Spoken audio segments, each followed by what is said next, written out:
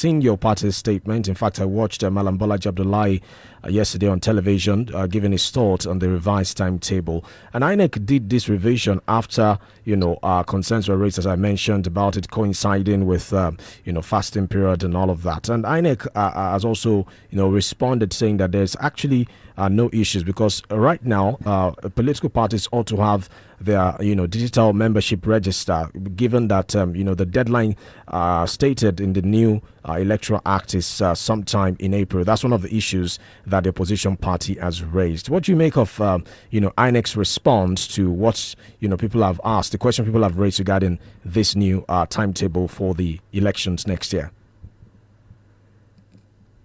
INEC is a creature of the law, and INEC cannot do anything outside what the law stipulates. And so it would be unhealthy for you to blame the creature when the creator is there. The creator of the confusion is the APC-led government that have almost 2/3 of its people in the National Assembly. So they can do whatever they want to do with the law. And as you know, the foundation of rule of law is the law itself. When the law is faulty, there is nothing you can do about it. So the Electoral Act 2026 was amended or was promulgated just to satisfy the rigging appetite of the APC and to ensure that the opposition parties either enter into crisis or are unviable or using the instruments of the law to emasculate them. Now, APC started its own, just to give you an example. Yeah. What is the business of APC in removing the indirect mode of primary from the available options of the parties to choose their candidates? Even the judicial branch of government has stated that the internal affairs of political parties should be left for political parties. And even they themselves do not have jurisdiction to dabble into the internal affairs of political parties. Now, indirect primary is an option. It is not compulsory on any political party. Right. Any political party that wanted or preferred direct primary will go for direct primary. So why shut down indirect primary? And anybody telling you indirect primary is undemocratic or has any issue does not understand what indirect primary means. Indirect primary means that the whole members of political parties will still vote, but they vote through their delegates. I give you an example. Nigeria is made up of more than 200 million persons. There's no way that you will say that the 200 million persons should represent Nigeria. So what happened is that they vote in their representatives. So about 469 persons will represent the entire population, some in the House of Reps, some in the Senate, and they make decisions on behalf of the people. That is how indirect primary works. All the members at the ward level will vote delegates that will represent them. Right.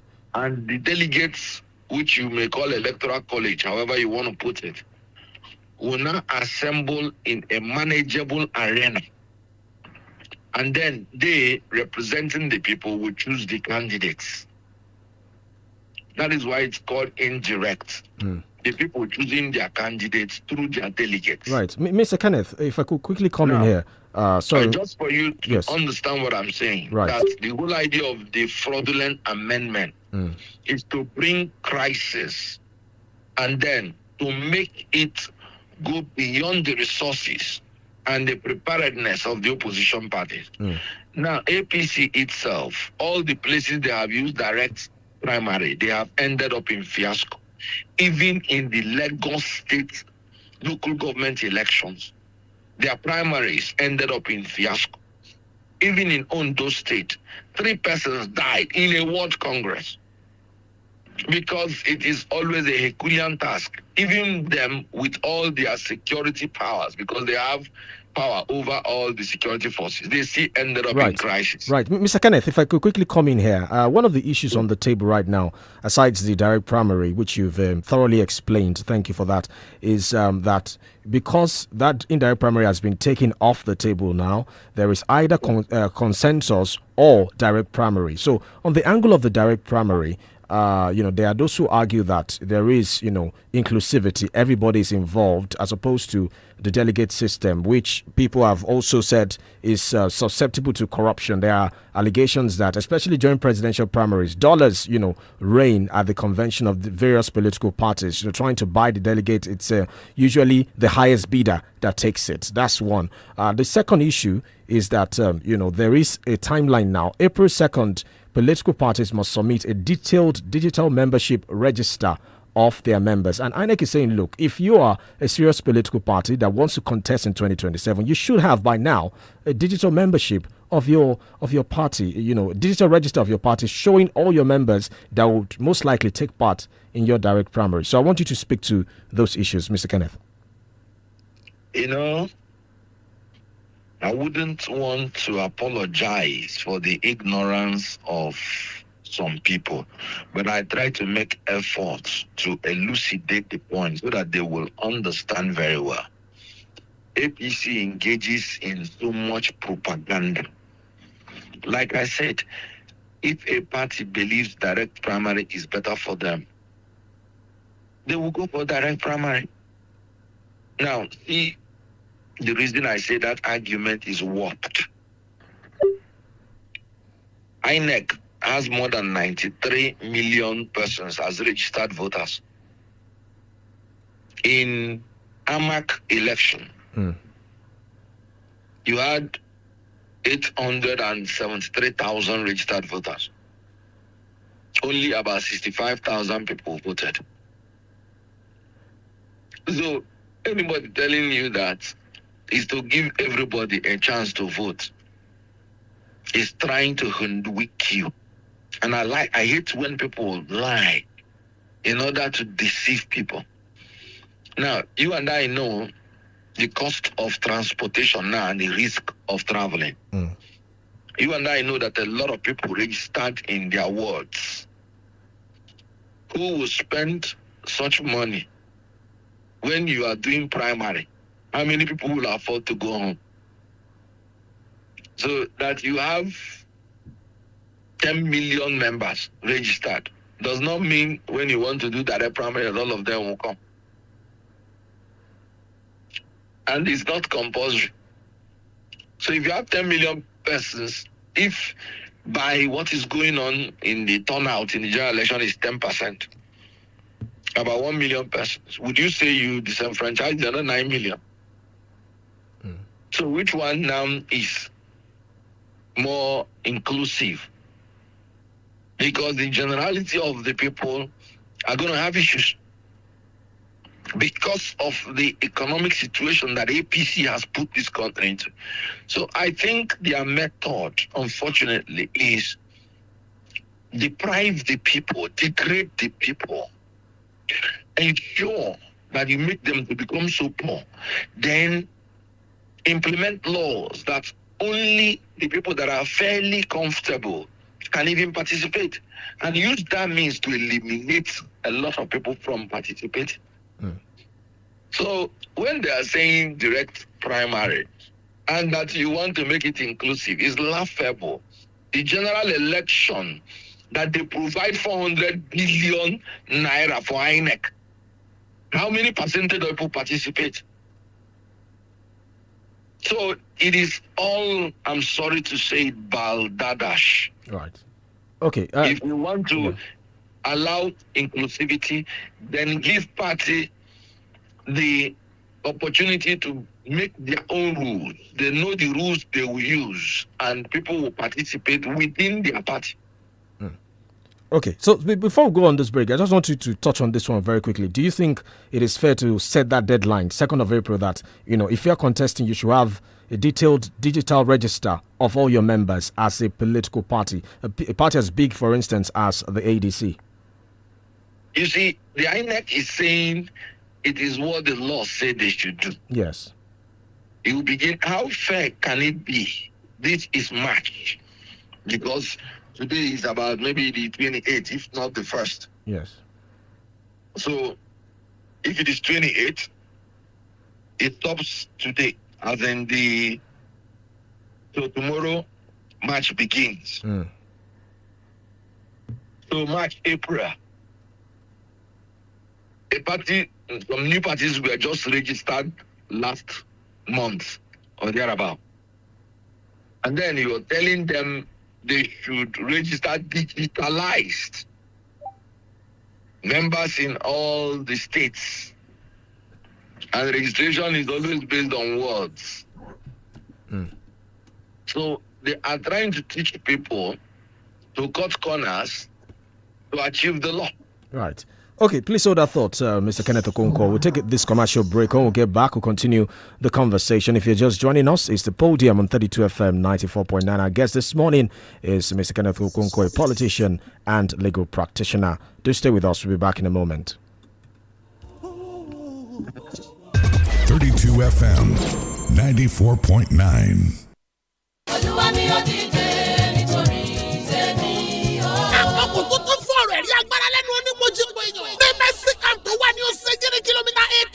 Expressway. Nínú pàdé máa jẹ̀mú lóṣù mẹ́ta yẹn. 72 hours with God. Oṣù kẹta lọ́dún 2026. Bẹ́ẹ̀ látọjọ́ Friday 30 di Sunday 15th March. Arise, O Lord. Dìde Olúwa là kórí eléyìí o. Jésù Olúwa wa nípasẹ̀ ìgbè. Ohun tí ọ̀run dábọ̀. Pẹ̀lú ìpè rẹ̀ tó dájú lórí Prophet 𝐒𝐈𝐿 bàbá sọ́jú orí afẹ́fẹ́. Yóò dìde nítorí ọ̀rọ̀ rẹ̀ lànà àbáyọ. Ẹ̀mí Ọlọ́run fẹ́ gba agbára lọ́wọ́ ogun tó jẹ gàba lé ọ lórí o. Sọ́ọ́dún òmìnira pátápátá kílẹ̀ ayé rẹ̀ ó sinmi ogun. Nípasẹ̀ fi ẹ̀ tó dájú lórí Prophet 𝐒𝐈𝐿 bàbá ìsọjí orí afẹ́fẹ́ pẹ̀lú ọ̀pọ̀ ìránṣẹ́ Ọlọ́run alààyè. Àtàwọn olórin ẹ̀mí bí àṣẹ yóò ti máa jáde sáyé gbogbo èèyàn. Látọjọ́ Friday 30, ìdájí lọ́jọ́ Monday la ó ṣorí ọ̀fẹ́. Gbogbo ẹ̀yà àti èdè káàkiri àgbáyé ó yá. The CAC Covenant of Mercy májẹ̀mú àánú Mẹ́síkà láti Ìbàdàn tàbí ìpínlẹ̀ Ọ̀ṣun. Òṣèjèrè ni ẹ máa bọ̀. Ọ̀rọ̀ ẹ̀rí kọ́tà yìí. Ìwọ ló máa sọ́jí àjọpàdé nínú àdúrà. Every meal I cook must taste just right. Rich, delicious, full of love. We hear you. Your Maggi Star in double cubes. Double the flavor, double the convenience. The same trusted taste you love. Maggi Star Double Cubes. Made from fermented soya and other selected ingredients for that deep flavor and quality that only Maggi brings to your dishes.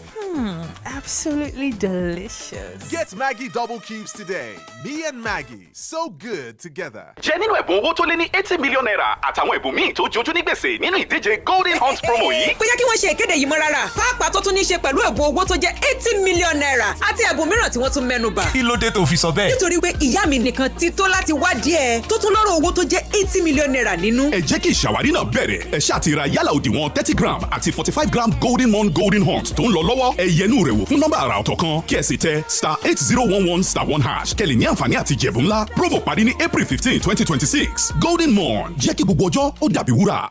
This Ramadan, emotions ignite. Can rival sisters overcome pride? Will a defiant daughter find forgiveness? Can a bride's faith save her husband? A businessman rediscovers family.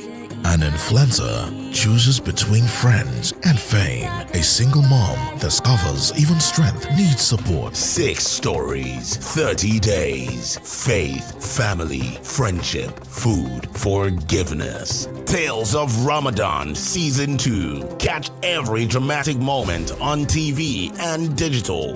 This Ramadan, Maggi turns up the heat. Me and Maggi, so good together. Here you go, dear. Mom, you didn't add milk. No need to. Taste it and see why. Wow, but how? Is it milky? Yes. Is it creamy? Yes. That's Milo 3-in-1 milky and creamy for you. It's so milky. I don't need to add more milk. I love it, Mommy.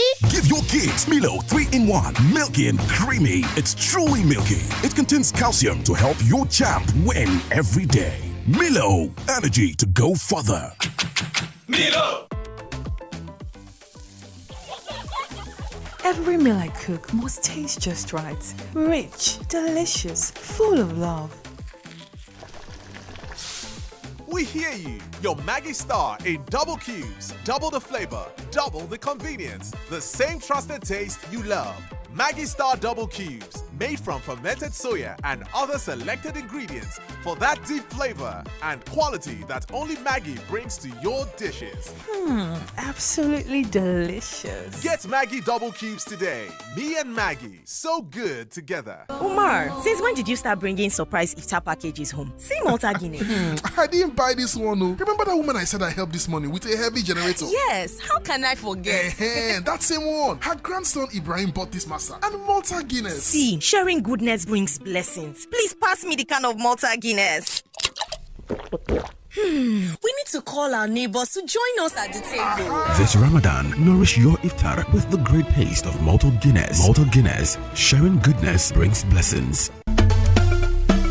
gbogbo kọ́lékọ́lé àtàgbàlékọ́ ẹ̀ wá gbọ́n tí mo fẹ́ wí àlàyé tó wà nínú rẹ̀ ní kẹ́ ẹ bá ń fetí sí. torí pàlàyé inú rẹ̀ ní selọ́dà bíi abc. pàtàkì lílo òrùlé jẹ̀rá roofing system ló tí mo fẹ́ wí. òrùlé jẹ̀ráàdì tó jójúlówó kì í ti ṣá tàbí pàwọ̀dà. bẹ́ẹ̀ o lè gbọ́ ṣàrẹ̀ṣàrẹ̀ òjò lábẹ́ òrùlé jẹ̀ráàdì. bóòrùn ràn minimini lábẹ́ ilé tẹ́ bá fi òrùlé jẹ̀ráàdì bu ọmọ tutù. ó tún bu ẹwà òun yìí kọ́lé tí ó sì gbé yọ sóńbẹ̀. láti wá ra ojúlówó òrùlé jẹ̀ráàdì lẹ́dínwó pátápátá. Laola Mega Top Concept Limited lasojú àtàlágbàtà kan gbòógì lórílẹ̀‐èdè Nàìjíríà fún iléeṣẹ́ tó ń ṣe Gerard roofing system tó jẹ́ stone coated látòrílẹ̀‐èdè New Zealand tó wá pẹ̀lú warranty 50 ọdún gbáko lọ́ọ̀sẹ̀ nílò láti dààmú lọ sílùú Èkó mọ́. àwọn kọ́lékọ́lé àtàgbálẹ́kọ́ tí wọ́n mọ yìí ń dáradára ni wọ́n mú di trọ́ọ̀kì wọlé sí Laola Mega Top Concept Limited Adex Road Orogun Express òpópónà márosẹ̀ Ọ̀jọ́ nílùú Ìbàdàn ni wọ́n kalẹ̀ sí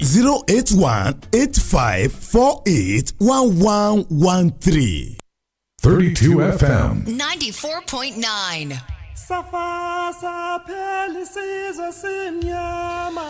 Welcome back. The Podium on 32 FM 94.9. If you're just joining us, our guest is Mr. Kenneth Okonkwo. He's a legal practitioner and a politician member of the African Democratic Congress, ADC. We're live on Facebook. You can watch us there, 32 FM 949 Fame. All right, Mr. Kenneth, thank you for staying with us. Just a quick one before we go to our panelists in the House. I know that you are an advocate of good governance, ensuring dividends of democracy to the people.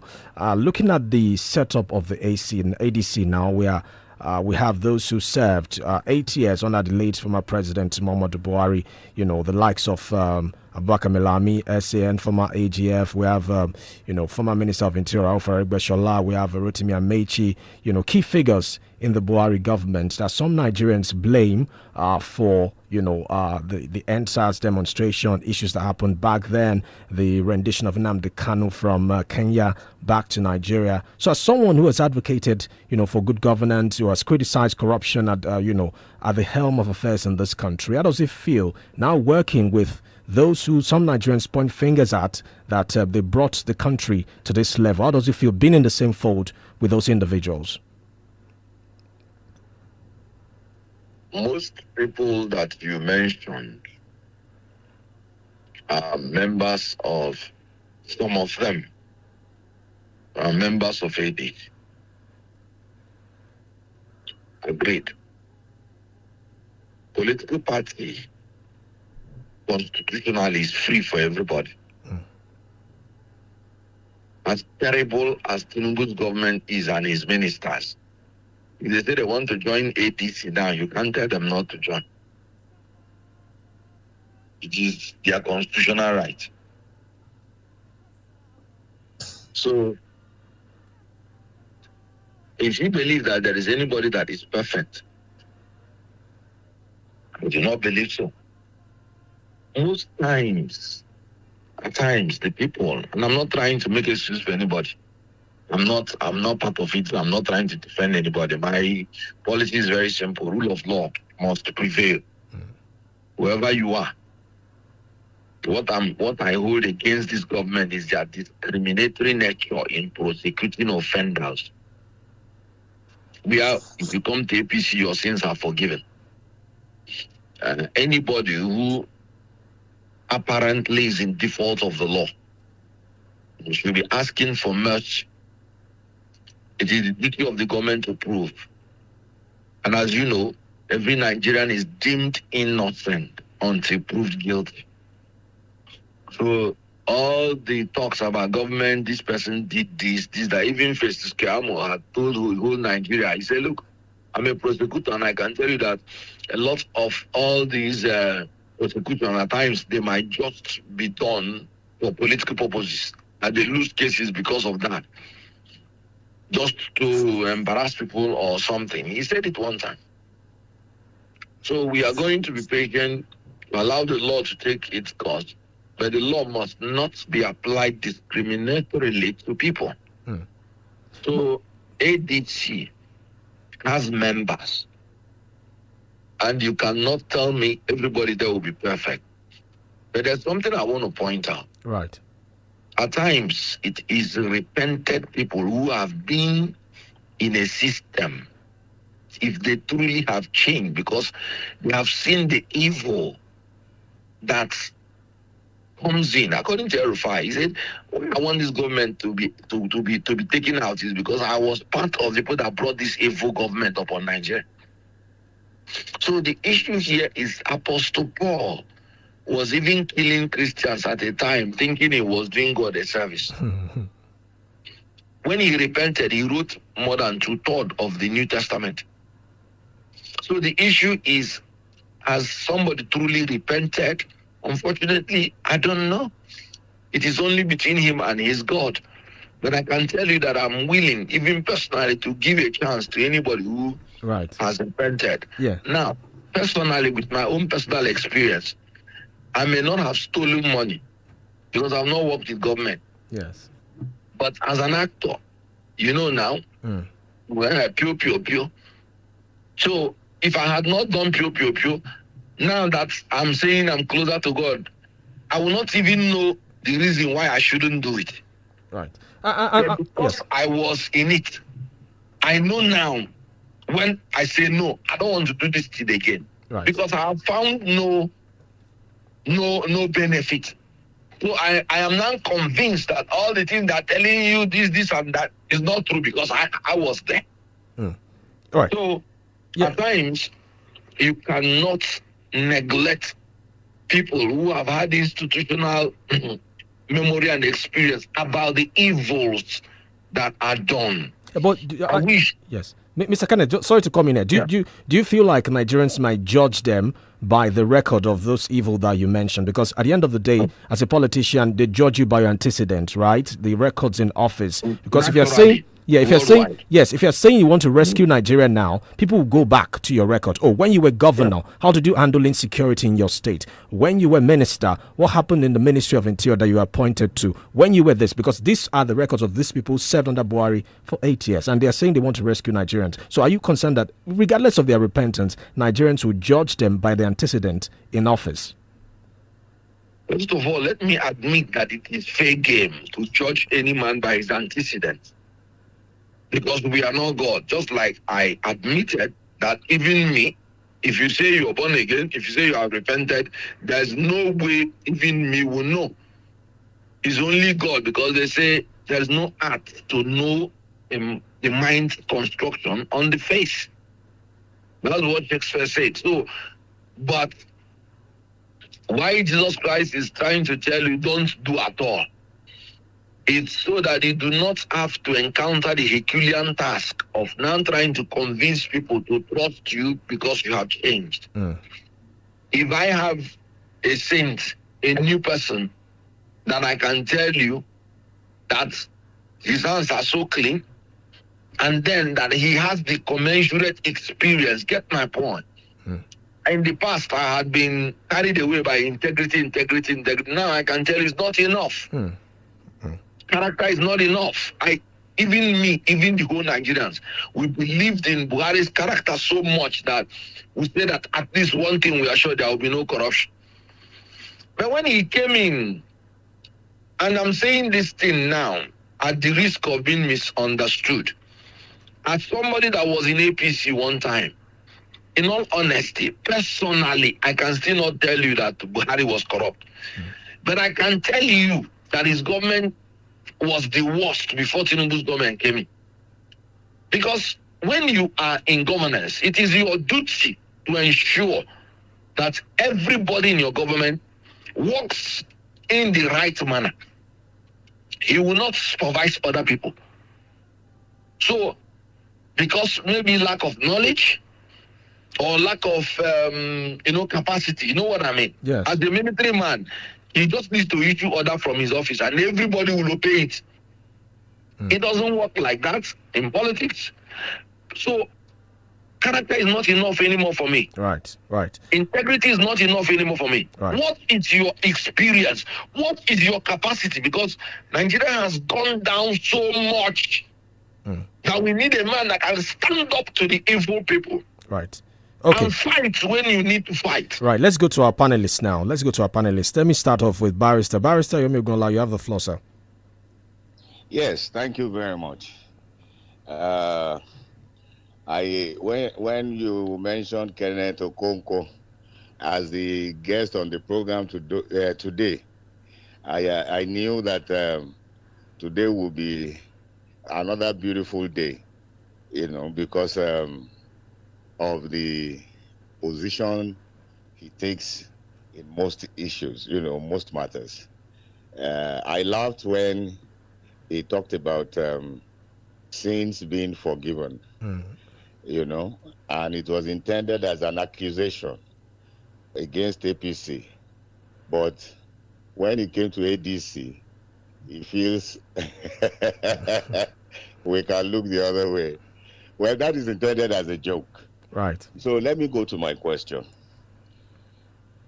I am looking at the new Electoral Act. The deed is done. No need crying over spilled milk. The question is, where do we go from here?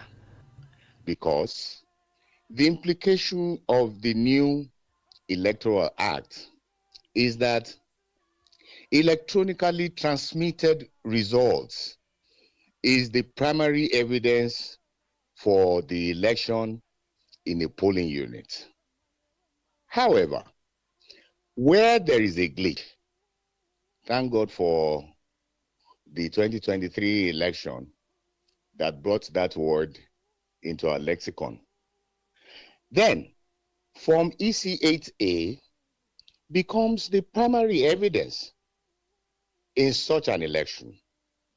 I am trying to play the devil's advocate. So I ask, why should this procedure be controversial? Are the people complaining those who, on record, are incapable of engaging polling agents in the 174,000 plus polling units in Nigeria, as we saw during the 2023 election and the recently concluded area council elections in Abuja, or those who are incapable of commanding the loyalty of their members or polling agents, as the case may be. Right, Mr. Kenneth. Yeah. Okay, I should respond to the question. Yes, sir. Okay. Is he prof or my learned colleague? It's your learned colleague, sir. All right. Yes. Well, he threw a jab first. And I'm sure he knows that, at least let me not throw one foot jab at least half. He said, I said APC, when you call me your sister, and when he came to APC, I turned the other way. Well, the truth is that if he heard me very well, I said, I believe that whoever offends the law should be taken up. The only thing I object to is when it is discriminatory. Because like you pointed out at times, most of these people they are picking up, we are their members before. Yeah. So 3 years after they started power, they did not realize that these people did anything. It was now when they declared for ADC that they now realized. So it's actually a joke on APC. Check all the people that are arrested. They are APC members. What they committed was under APC government. So they are still actually showing the world that APC as a party has failed woefully. So I am not defending any ADC member. ADC just commenced. I told him that, look, even if Tinubu himself says he's joining ADC tomorrow, you can't stop him because it is constitutional right. And the constitution says a party should be open to all members. So that's by the way. But it was a joke, but it was also, a gap. So, we the lawyers, we know how to throw jab even to the judge. Yes. And we still say respectfully, my lord, sir. Yes. So, but that's by the way. Now, he talked about an important thing, and that's the electronic transmission of results. Yes. And as a person who has been involved deeply in all these processes, I know all these things to my fingertips. The truth is that APC puts that proviso not because of what will happen in the polling unit, but to have opportunity to rig election at the collation center. That is why they put the program proviso. It has been proved that there was nothing like technical glitch in 2022. The word was invented by INEC to cover up their fraud. Because you can't use one machine to do 3 elections and the machine will decide on the one to glitch on, when everything about the process is done the same time. So you cannot claim technical malfunctioning of the machine because it's done, you're using it to do other elections at the same time. We are the National Assembly and Presidency, and you're telling me you have technical glitch. Today, nobody has defined technical glitch. So it is an invention to rig election and then to have a legal backing for it. Now, why did I say it has nothing to do with the polling unit?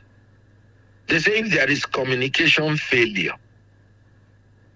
and in law, you have the right to check the intention of whoever is making it. The National Assembly, through a rigorous process, through public hearing, where they interviewed all stakeholders, came up with the acceptable amendment that election should be mandatorily transmitted. The Senate agreed.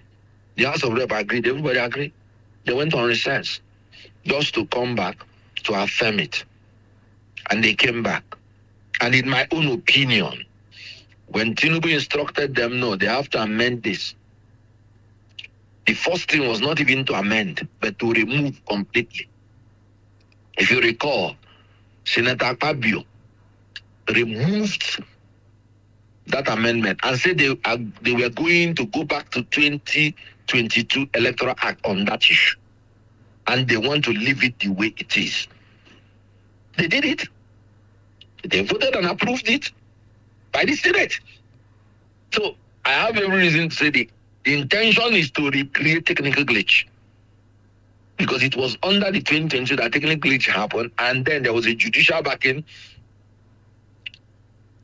to it by the Supreme Court when they held that it was discretionary. So they said it openly, they wanted to maintain the discretionary nature of the transmission to the INEC. It was when you and I cried, international community, everybody cried, that they became jittery. They now said, okay, they now included, they had to re-amend the amendments. Within a week, they had to now include mandatory transfer with a proviso that nobody asked for. That if there is failure in transmission, or let me say, due to failure in transmission, due to communication failure, that was their word, then the primary source of result for collation, not even transmission, will be the form EC8A. Now, let me tell you why the proviso is useless. Because at times when you're doing something in a hurry, and thank God my learned friend is here, and then thank God some technical people are here. BVAS is the technical device by INEC. It functions like your phone. IREV is the technical device by INEC. It is the platform they created. You transmit from BVAS to IREV. The reason for the IREV is that the whole world are granted access to it. Now, you don't need network. You don't need communication, anything to transmit from BVAS to IREV or from BVAS to the INEC collation system. Why do I say so? When you use your phone to snap a picture, automatically the picture is saved in your gallery. Automatically. You don't need network. It functions offline. And then you can upload that your picture to any number in your phone or any group chat in your phone, whether there is network or not. You only need network to download. And if somebody say he cannot download on the IREV, that means let's say group chat in your own network, in your own polling unit phone. Yeah. Good. If you take that to your own phone physically to the person, if the person goes to the gallery, you will see the picture. After election, BVAS is supposed to be carried physically to the collation center. Because the number of accredited voters is in the BVAS. And you must need it to ensure that there is no overvoting. Because it is held that when you want to prove, and I'm talking about the case of Oyetola versus INEC, it has been held that when you want to prove overvoting, not accreditation or improper accreditation, you would have to have the voters register, the BVAS, and then the form EC8A. Now, inside that BVAS that you have the accreditation number, you have the form EC8A, the scanned copy that was uploaded.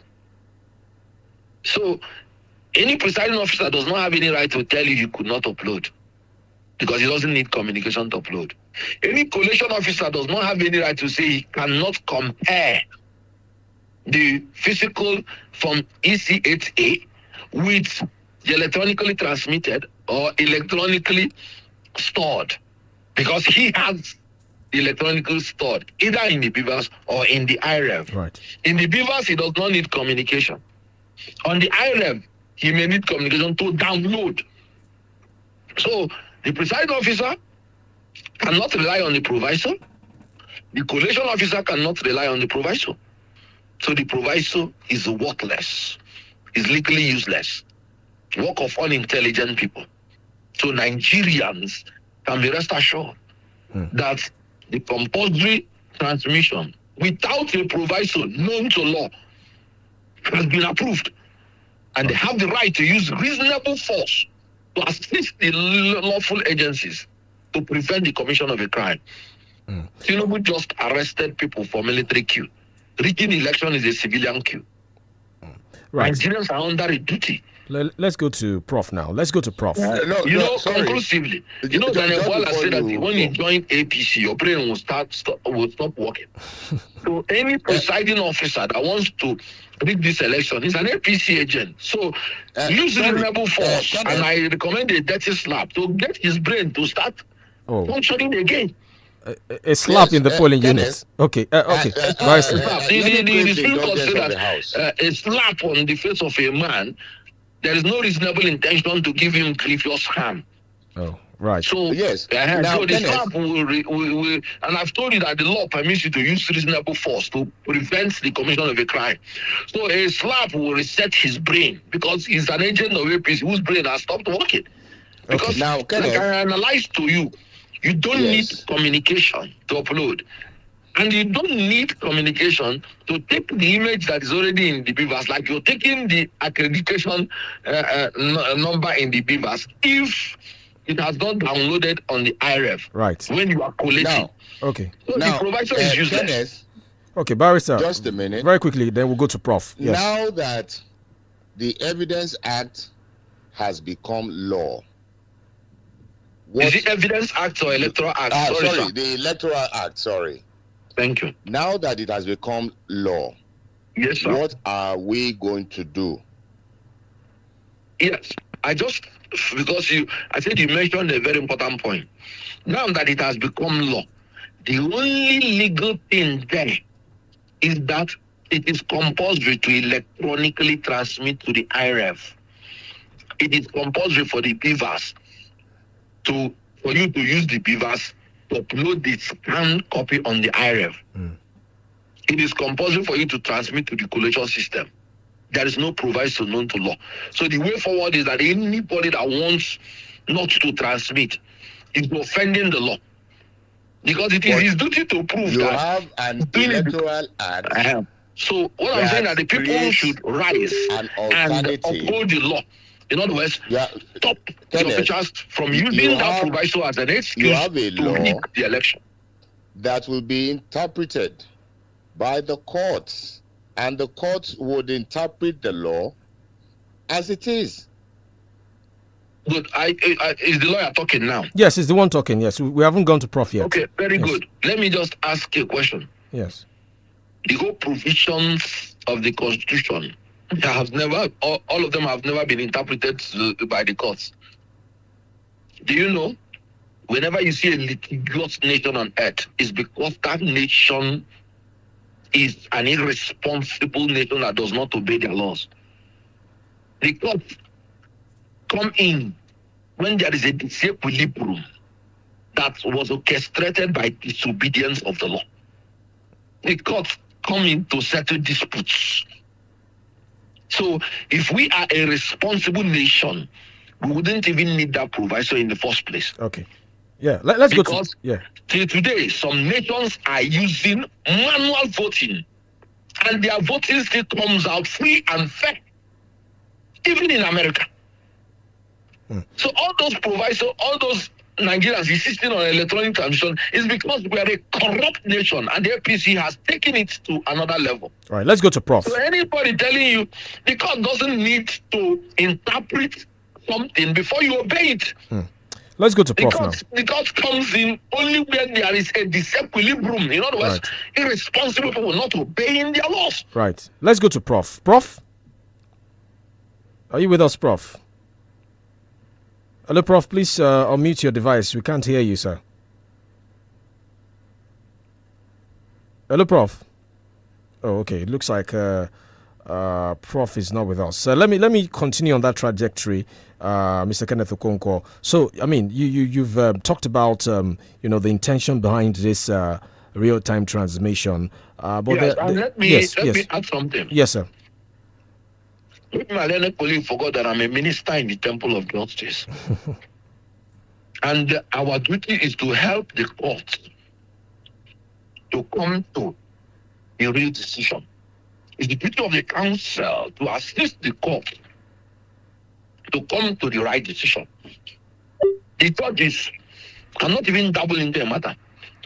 It is the cases that we as lawyers present to them that they consider and give their judgment. So as a lawyer, a senior member of the panel, they told me that too many years ago about when I pay my fee, as in legal fee. I have the duty to uphold the rule of law, and I am eminently qualified to interpret the law. Right. Please hold that thought, Mr. Kenneth. Prof is back on the line. Prof? Can you hear us now? Yes, I can. All right, you have the floor, Prof. Yes. Okay. I was going to ask him if he can give us a clear explanation why the stalwarts of the ADC have rejected the new electoral act and whether it's the position of the party. And if it is, what's likely to be the next step of the political party concerning the 2027 elections? All right, Mr. Kenneth? Yes. It's not just the ADC. We had a meeting of all the opposition leaders at the Hilton. Hello? Yes, we are with you, sir. We're with you, Mr. Kenneth. We're with you. Yes. And that was yesterday or day before yesterday. You know, time flies so much when you are so busy. You won't even know when 2 days will pass and you think it's a day. Yeah. Now, the whole political opposition parties rejected the Electoral Act. Because, like I said, all the amendments, even the foolish one they did without even considering the consequences, that is useless. We are all tailored towards trying to weaken the opposition or cause crisis in opposition to take advantage of it, to know whether Tinubu will come out unopposed. I said this at the beginning. And I gave you the instance of the, I didn't even go to, if you recall, I didn't go first to the electronic transmission. I went to the ones that was tailored towards destroying the opposition. Because I had found out that proviso in the electronic transmission is useless. That was why I didn't start with it. And that was, I said, my learned colleague, that was a very good point you raised. Look at now what they said. The end of April, between April to May, we would have submitted the list of our candidates. And then the list of all our members. Digitalized. Get the point. And I told you, a party that is just registered yesterday or the day before yesterday, they want them to digitalize all their processes. INEC, the National Assembly, is arguing that we do not have what it takes to even achieve transmission. One act, of course, is dubious.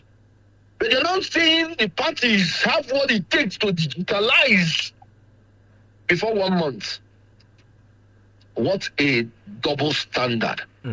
What a hypocritical issues of doing things. You don't make laws to suit your moment and suit your purpose. Nobody in the opposition is saying that the general election coming by January or something, that we are trying to cry about it. What we are saying is, why removing direct primary? What is your business? If you APC, if you don't like indirect primary, choose direct. If we do not like direct, we should have options. Why remove it? Okay, Mr. Kenneth Okonkwo. Yeah. So what yes. I'm not trying to say why we rejected the Electoral Act. Yes. Okay. Why don't you tell us, submit your voters register, so that to the best of our ability, when we carry our own manual and we're registering people, when you need it, we'll give it to you. Why stay digitalized? When you, the National Assembly, you're arguing, we have not come to the level of electronic digitalize this. To transmit, you're saying we have not come to that level. You will create a proviso. So why don't you create the proviso? That if you don't have digitalized, submit your voters register. That's exactly what they wanted to do. That's why I'm telling you that the whole intention is to manipulate the process, to rig the election for the benefit of APC. Right. It's clear and open. Right. Mr. Kenneth Okonkwo, I mean, let's go back Toba, into... Yes, Toba, Barrister. Okay, Barrister. I think it will be in our interest, our best and collective interest, yes, if we allow Kenneth answer a question that I posed earlier and that my noble prof also coined, somehow. And that is, where do we go from here? Are you approaching the court? Because like I said, the deed is done. The act is alive. So are we to await court proceedings on this issue, or what? Where do we go from here? That's the question. Well, I've answered that question, but because you're looking for word from my mouth, let me answer it again. Remember, the duty of the court is to interpret the law. They don't have the right to make the law or to amend it. Yes. So certain issues can only be settled politically. Once a law is passed, I'm talking as a lawyer now, simplicity, and not that I like what was not. Once a law is passed through the legitimate means, whether it is good law or bad law, if you go to court, the court can only interpret what the law says. It is not the duty of the courts to mind the consequences of the law. Their duty is to interpret the law. Legally speaking, this Electoral Act 2026 has become the law. So, if you go to the law court, they will interpret what is in that law, no matter the consequences, because that's the rule of law. So the way forward is political. Somebody was saying this, if it is made, it can be re-amended within 1 week. The Senate, led by incompetent Akpabio, they amended and re-amended within 1 week. The first thing they agreed before going to recess is electronic transmission without a proviso. They came back, they amended it and said they are adopting the 2022. They came back again within 1 week. They amended it. And House of Rep, within 1 week, approved of it. Within 24 hours, Tinubu signed. Can you imagine? This is the first time it's happening in Nigerian history. So if they are genuine that their interest is free, fair, credible election, within 1 week, they can reset all these things. All right, Mr. Kenneth Okonkwo, away from the Electoral Act, and one of the things I've heard, regarding some of the opposition parties. Ask the lawyer whether his question has been answered. Okay, okay. I'm prepared to answer again. Okay, I think he's satisfied, because if he wasn't, he would have raised an issue. So, please remind me the name of that my learned colleague. Yomi Ogunlola, that's his name. Yomi Ogunlola. Kenneth, Yomi. Let me tell you something about Yomi, Kenneth. yes. Yomi, your name is like Yomi. Yomi man, Yomi God. Let me tell you this about Kenneth. Yes. I have been watching him for a very long time. Yes. And thank God today he is also a lawyer. Yes. Don't forget the fact that he is also a diplomat. And diplomats, they never say no. Yes. When they say yes, they mean perhaps. When they say perhaps, is when they are saying no. But you never hear a diplomat say no. Yes. The Okay. question we are asking is this. For instance, that meeting you guys held at Hilton, opposition parties, what did you arrive at? What do you want to do? Should we await? Is it my learned friend or the professor talking now? Still your learned friend. Still your learned friend. Okay, Yomi, please go ahead. So what have you mapped out as strategy to combat this obnoxious law in the minds of the majority of Nigerians? What should we await? Are we going to protest, or are we going to go to court to set this aside if possible? Or what exactly are we going to do? I said. Because I see that you have not gone there. No, I have gone there. You cannot set aside a law, except one, it is inconsistent with the Constitution. That a law is a bad law does not give you the power to set it aside. You have good laws, you have bad laws. Once law is legitimately made, the court becomes your bad place, because they would confirm the illegitimacy. I wouldn't say illegitimacy. They will confirm the bad law. So because you have their accepted duty the is law. to interpret the law. You have accepted the law. You mean us? Yes. No. Yes. It's a bad law. Okay, let me put it this way. In America, there was the time it was a law that women will not vote. You can't go to court. Court will not overturn it. It is through political process. That's resistance. That is why we made the meeting. Okay. So you're exploring the option. Is that our strategy is we are sensitizing Nigerians on the need for them to reject this law, to continue to put pressure on their representatives to amend the law. Okay. The way they did within 1 week. Okay. I think that's clear now. I think that's clear. Or else there may be confusion, even within the ranks of APC. You know one thing? All these things these people are laying down may even come back to destroy them. Right. I won't say that APC will implode. And if they're not careful, these laws they are making now will help them to implode. All right. The whole idea of this direct primary is for Tinubu to turn Nigeria to Lagos. That's why it is Tinubu that has been eager in this direct primary, so that they will sit down in their bedroom to tell you this candidate is the one that will go, this candidate, and you can't prove it.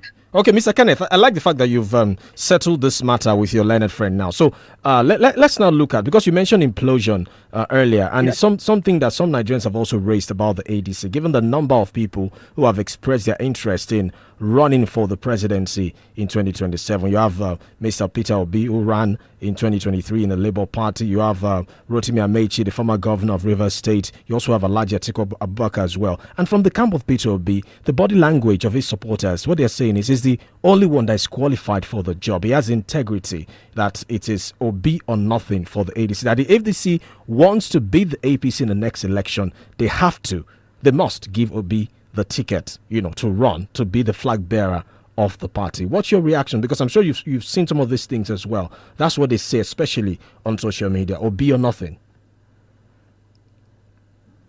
What would be your own reaction if you're a supporter of somebody? I think you make mountain out of the molehill. They're telling you that they want their leader to emerge the winner. That is the right thing to do. Any slogan, you have the right to slogan here. In anything you're doing, it's part of politics. Yeah, but Mr. Kenneth, you worked with him, alongside him in the Labour Party. You campaigned for him. Do you still share that belief that he's the only one amongst the fold, he's the only one that has integrity, that has what it takes, to solve Nigeria's problems? In fact, he's also said that he just needs 4 years. He doesn't need two terms. He needs 1 term of 4 years to solve it. So from your experience with him in the build-up to 2023, do you think he still has what it takes, to defeat the APC in the next election? Yes. Now, when you see his spokespersons who are closer to him now, you ask them that. So 2027 is different from 2023. Yes. The dynamics of 2027 is different from dynamics of 2023. And if you go to see my reasons why I say I wouldn't speak for him further, you wouldn't see integrity or lack of it. Right. So you wouldn't ask me that. If you ask me on the reasons I gave, I will tell you I stand on it. Okay. And I recall I told you at the early part of this interview that integrity or character is no longer enough for me. I need somebody who will confront this. According to Senator Ndume, it was Senator Ndume that described Tinubu's government as government of aristocrats and kleptocrats, meaning the government by the worst of us and by desperate thieves. In Yoruba, because as you see me like this, oh boy, for 17 years I was in Yoruba and I traded in Itumota. Don't allow me to tell you what's going on in Jankara. Let us see whatever is going on in Jankara in Jankara. So let me tell you. Yes. Kleptocrats means ole buruku. And you know what I mean? It wasn't me that said it. Senator Ndume. So the bottom line here is that we have to confront these people. So do you have somebody, within the ADC now who can confront, When you say, these people? Yes. Let me tell you the truth. Yes. Any of those three you mentioned, it's not you that I'm talking to, who may not even have any interest in politics. You will be better than Tinubu. But you said it that it's not about integrity or character. It's about having what it takes. Said, yes. Don't misquote me. Yes. There was no time I said it is not about integrity. It's not only about. Yes. Good. So these are two different things. Yes. Yes. If you don't have integrity and character, that is the worst. Right. Mm-hmm. When I was in business administration, they told us about the 5 C's that qualify somebody to be given a loan. You have economic condition, as in the condition. You have capacity. You have collateral. You have character. Yes. You have other things. They say the scarcity of some of these conditions can be ameliorated by the surplus of another one. If you don't have the capacity, but you have the capital, your surplus capital can help you to overcome the lack of capacity. Capacity is like earning power. You know what I mean? Yes. Every month you're earning this. But when you have buildings everywhere, people know that your rent alone, they know that collateral is there. So, but they say there is one of them that the surplusness of all the others cannot compensate for, and that's character. So character is that thing. Lack of character is that thing that will make you not to do what you're supposed to, even when you have the capacity to do it. So character is very, very important. So don't ever quote that in this interview I ever said it's no longer important for me. I said character alone is not enough. Is not enough. Right. I get that. So because if you have character and you don't have the experience in something, and you don't have the courage, people will still come, intimidate you, and due to lack of your knowledge in that area, they will beguile you. Okay. So I mean, as somebody who has these 3 people you have mentioned, yes, when they are saying implosion in ADC, how do you implode when you know you have a stronger ruling party that you will confront? If you ask me, I will tell you all these things the APC is doing. They will help the opposition to stick together. When you start maltreating people, you have a way of making them to stick together because they know that all of them are at peril. Let me use this opportunity to tell the whole opposition leaders: if you don't work together, Tinubu will eat you like biscuit. That's the truth. I say my things the way they are. So I'm not contesting to be president. If the contestants, if those aspirants, yes, by whatever name they are called, if they don't work together, Tinubu will use them to do pepper soup. Mr. Kenneth Okonkwo, when you say work together, that means that somebody has to step down for the other. Somebody has to sacrifice his ambition, and maybe that's why some people are talking about implosion, because who wants to step down for who? When you have people across different camps saying, my candidate or nothing, this person is the best for the job, this person has to get the ticket, this is person that can, beat Bola Tinubu in an election, that has a capacity to beat the current president. That's on one side. The second one I wanted to ask you is, you were, actively involved in 2023, campaign for the Labour Party. Now you're in the ADC. You know these people, these 3 candidates I mentioned. If you were up to you, what's your best option for the APC? Because if you're going against the APC in an election, you need to put your best foot forward. What's the best option on the table out of these 3 for the ADC? I'm a member of the National Working Committee of ADC. Right. Our duty is to provide level playing field for them. Let them sit down, face each other, and determine who is the best amongst them. My preference is that you just mentioned 3 persons. Yes.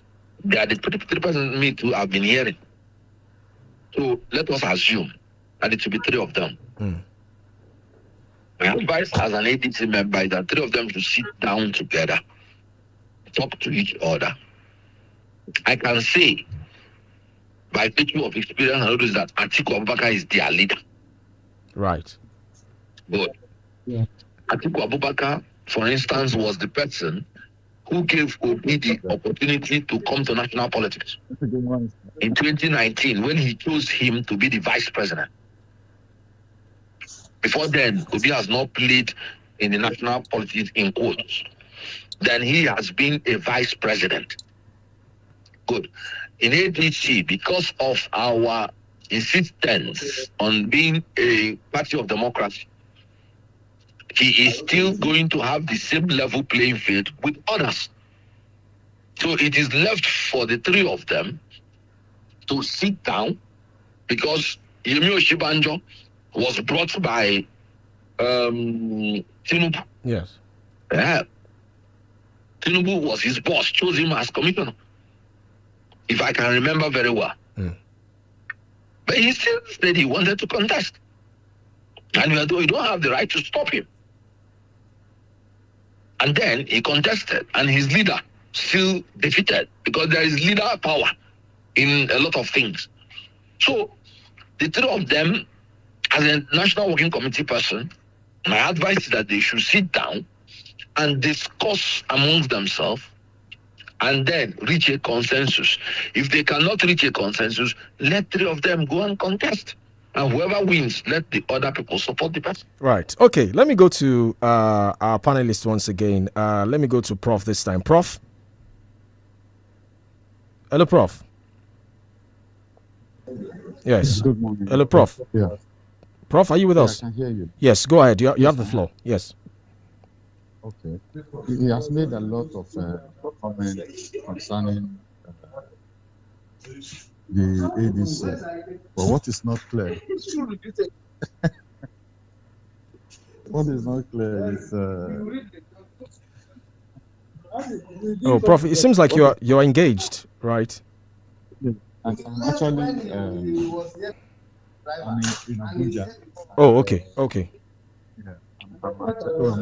Can you still contribute, or we should excuse you for some minutes? Let me just ask this last question. All right then. Yeah. So I'm just wondering if Proper is very clear about what they intend to do about the election. It seems that they don't have a plan yet, because the concern would be, for instance, how they hope to address tech-enabled manipulation of the election, given the provisions of the Electoral Act.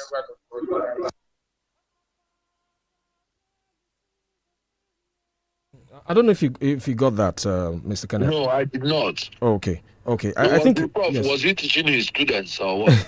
it sounded like he's at a conference, but anyway, what he's asking is, it looks like their position is not yet clear as to what they want to do. Although I feel like you've already addressed it when you said you want to sensitize Nigerians so that they can put pressure on their lawmakers to go back and amend the Constitution. Sorry, the Electoral Act.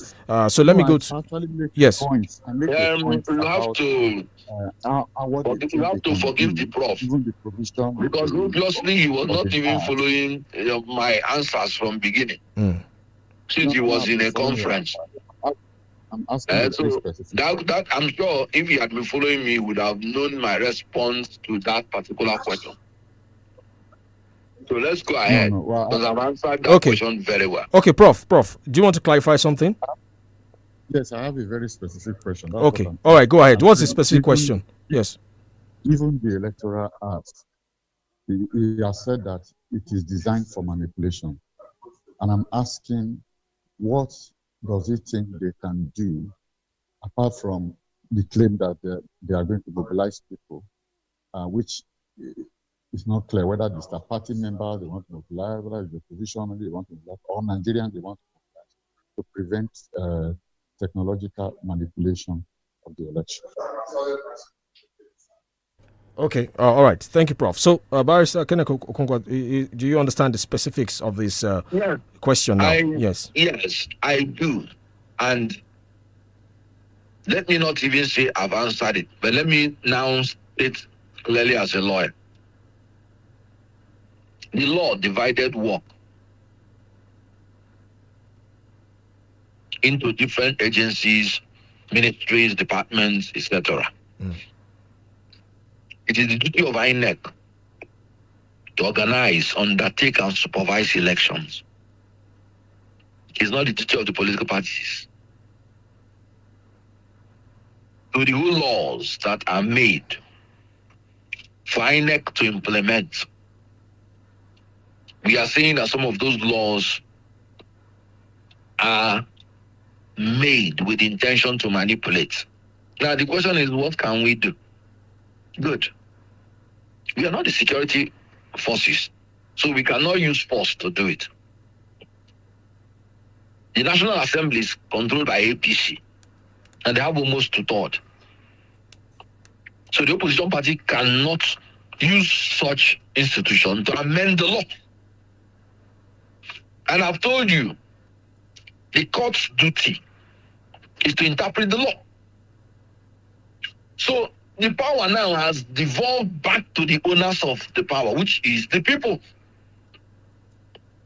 It happens worldwide. In America, for instance, the Republicans now control the Senate, they control the House of Rep, they control the presidency. But it is the people now, the fear of the people, that is making the Republicans to do certain things because they will lose the next election. Now, APC is trying to even prevent the people from having the power to change them if what they are doing is not good. Can't you see that we are reaching a climax where there might not be any other solution through peaceful change? And you know the consequences. If peaceful change is impossible, violent change becomes inevitable. So they should be very careful, because they are blocking every avenue for peaceful change. So what I'm saying is that they should amend some of those laws that are trying to make it impossible to peacefully change the system.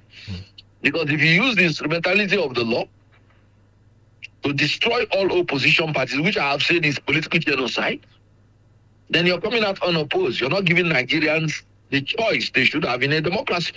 All right. So there is little that the opposition parties, as parties alone, can do. You can't do the impossible. Okay. We have marched on the street. They have tear gassed us. We have been objecting. You see the way I'm talking now? If you know me the way I talk, you know I'm not a man that is afraid of any personal consequences to myself. I've made up my mind that my country must change for the better. My children will never experience what I'm experiencing. If we did not have the resources, human and material, I won't bother. But we are the most blessed country on earth.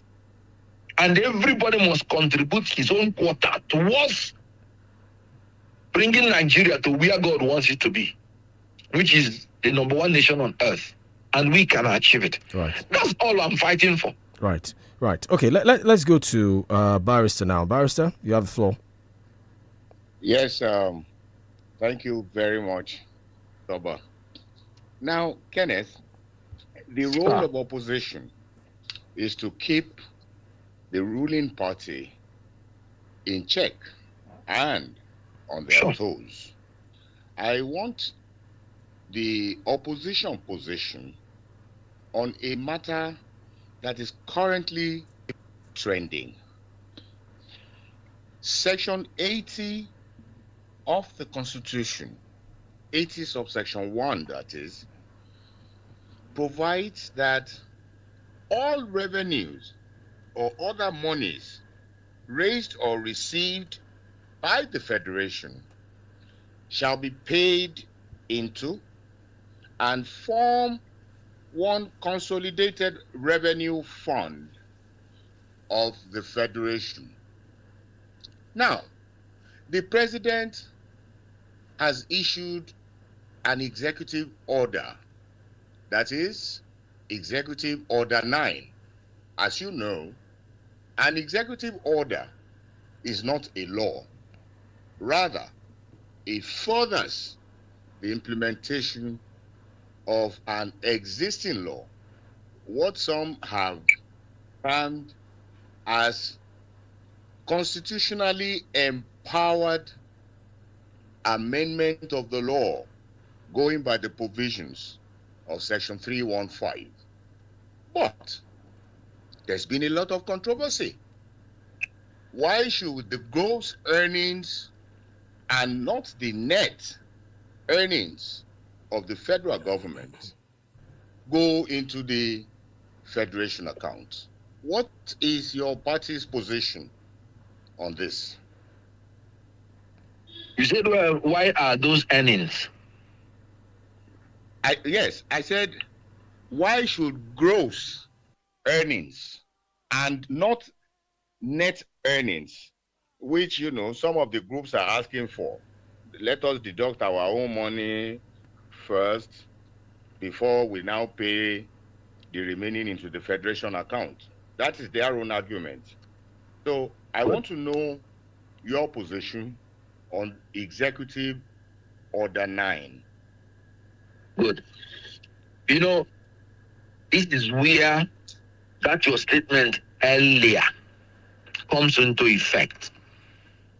This is where it is the duty of the court to interpret all these laws for clarity. Where am I saying is the duty of the court? All the people that did what they did are claiming that they are standing on the law. You just cited the clear provision of the Constitution, which is the supreme law, and which any other law that is inconsistent with it is void. Now, all those other lower laws, are they consistent with that provision or inconsistent? Especially this is a matter the of PIA, fact the that Petroleum the courts may Industry need Act. to interrogate, because the parties that have different opinions will now bring their facts. I am aware that there is an existing law, I think PIA, that said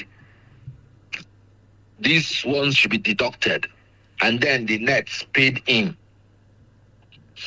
I'm aware that any executive order that contradicts the provision of the law is void, because the president does not have the power to make law, but he has the power to make executive order pursuant to the power any law has given to him. So the law he made, is it inconsistent, as in the executive order? Is it inconsistent with the provision of PIA? Void. Is the provision of the PIA inconsistent with the provision of the Constitution which you have ably cited? Then it's void. You see, there are complications here. Okay, Mr. Kenneth, please hold that thought, sir. Hold that thought. Nobody is saying, remember. Yes, please hold that thought. If I am correct, it's like the government wants to abrogate some of those deductions. Right. Now, please hold that thought, Mr. Kenneth. Mr. Kenneth, made it a law. Please hold that thought, sir. We need to take this break. Please hold that thought, sir. Okay. We need to get this break. We'll get back to you in a moment. The podium returns. Do not go away. We'll be back. 32 FM 94.9. Every meal I cook must taste just right. Rich, delicious, full of love. We hear you. Your Maggie Star in double cubes, double the flavor, double the convenience. The same trusted taste you love. Maggie Star Double Cubes, made from fermented soya and other selected ingredients for that deep flavor and quality that only Maggie brings to your dishes. Absolutely delicious. Get Maggie Double Cubes today. Me and Maggie, so good together. This Ramadan, Kivo Non-Dairy Creamer joins families across Nigeria in prayer, reflection and unity. From iftar to Soho, enrich every cup of tea, coffee, custard or pap with Kivo Creamy goodness. At sunset, as loved ones gather for iftar, make every moment richer, smoother and tastier with Kivo Non-Dairy Creamer. Kivo Non-Dairy Creamer. Make this Ramadan a good time moment. This Ramadan, emotions ignite. Can rival sisters overcome pride? Will a defiant daughter find forgiveness? Can a bride's faith save her husband? A businessman rediscovers family. An influencer chooses between friends and fame. A single mom discovers even strength needs support. 6 stories, 30 days. Faith, family, friendship, food, forgiveness. Tales of Ramadan Season 2. Catch every dramatic moment on TV and digital. This Ramadan, Maggie turns up the heat. Me and Maggie, so good together. 𝐃𝐈𝐒 ẹ̀yin ará Ọ̀yọ́. Jobberman, in partnership with the MasterCard Foundation, has brought the Jobberman Job Centers right to your city. We are here to connect Oyo's go-getters with exciting job opportunities and help businesses find the best talent. All right here in the city of the brown roofs. Get free CV support, ace your interviews, and discover jobs that align with your career goals. Looking for skilled employees? We've got you covered. Gain access to quality candidates, join free career fairs, and grow your team with ease. Call Isaac on 081 0968 7702 or visit us at Tentergrow Integrated Farms, 47 Liberty Road, Okeado. Jobberman Job Centers. Your next big step starts now. Dr. Scrap Recycle àti tamọ́tò dìrọ̀rùn gbáà fún gbogbo ẹ̀yin tẹ́ fẹ́ tamọ́tò ní cash and carry no delay. Dr. Scrap ó rà lọ́wọ́ yín èyíkéyìí mọ́tò tẹ́ bá fẹ́ tà eléyìí tó dúró re ni àbí eléyìí tó ti gorí odó tòun èyí tó ti di ilé ìdọ̀tí ládùúgbò àlòkù ọkọ̀ tí tù fi taruku tí ń yọ olówó rẹ̀ lẹ́nu tó ti fẹ́ sọra rẹ̀ di àgbàná fún yín tòun tí ọkọ̀ tí nǹkan kan ò ṣe tẹ́ fẹ́ tà kẹ́ fi pààrọ̀ ọkọ̀ kẹ́ tó fi upgrade bó ṣe car truck bus trailer ipò yòówù kí mọ́tò ọ̀hún wà Dr. Scrap ó rà lọ́wọ́ yín ẹ kàn sí wọn 09083013333 09083013333 09083013333 handle wọn lórí Twitter Instagram àti Facebook ni @Dr. Scrap Recycle. Dr. Scrap Recycle dé mọ́tò títà dìrọ̀rùn.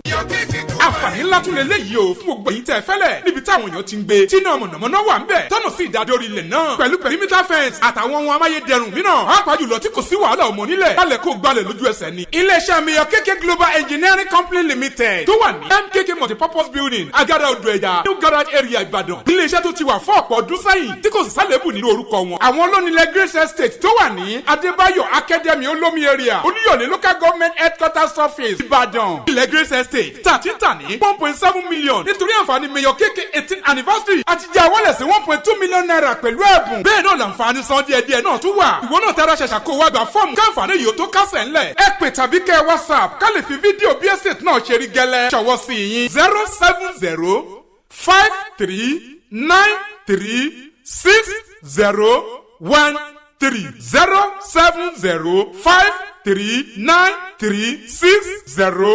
07053936013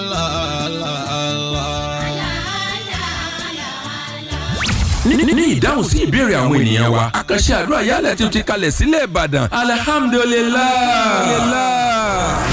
àkànṣe àdúrà yálẹ̀ tí òní ò máa wáyé ní gbogbo ọjọ́ Wednesday àkọ́kọ́ ní gbogbo oṣooṣù láàrin aago 9 òwúrọ̀ sí aago 12 ọ̀sán ní pápá ìṣeré ilé kan Salami Adamasingba nílẹ̀ Ìbàdàn lábẹ́ àkóso àfáà àgbà ìjọ Hezbollah International Prayer Ministry nílẹ̀ yìí àti lókè òkun tó tún jẹ́ Amiru Sakirin ní ìpínlẹ̀ Ọ̀yọ́ Sheikh Sirajudeen Akànní Àsukúná.